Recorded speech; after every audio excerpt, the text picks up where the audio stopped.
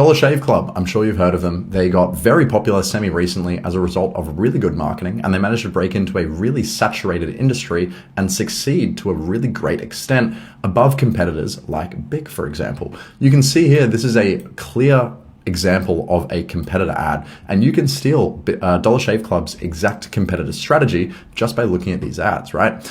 First of all, number one, in order to run an effective competitive strategy like Dollar Shave Club does here, you need to make your product genuinely better than your competitors. Now, I've never known Bic for quality of a razor, to be honest. They're kind of just disposable, and I don't really like using them personally. So I think Dollar Shave Club probably does have a better product than their competitors. And in saying that as well, they're cheap. They're not actually expensive. So they are definitely better than Bic, and they're probably the same price or roughly the same price for the same market. So they do have a genuinely better product.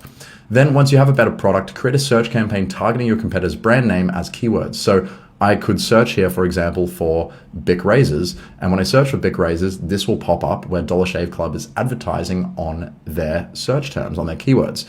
So that means that you can show your ad to people when they're searching for your competitor.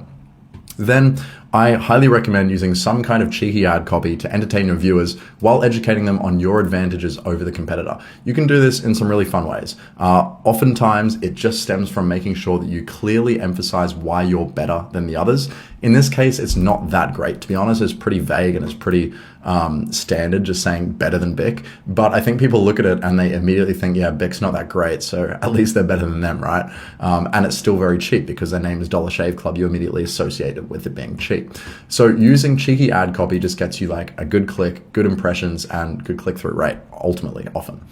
And then once you do, you drive ad clicks to a comparison page, making the advantage of your product even more clear. So after you click on this ad, if it were to drive you to a page where Dollar Shave Club clearly compares why they're better than Bic, so it has kind of a comparison table with all the features that make them better than Bic, whether it's pricing, quality, less razor rash, all that kind of stuff, it makes it very clear why the viewer should go with you instead of the competitor. Because you got to remember that when they initially made that search, they were ready to go with your competitor. They were ready to buy from your competitor. So there's a level of trust that you have to erode there to bring them over to your side and sell them on your product rather than competitor. And you can do that with a comparison page.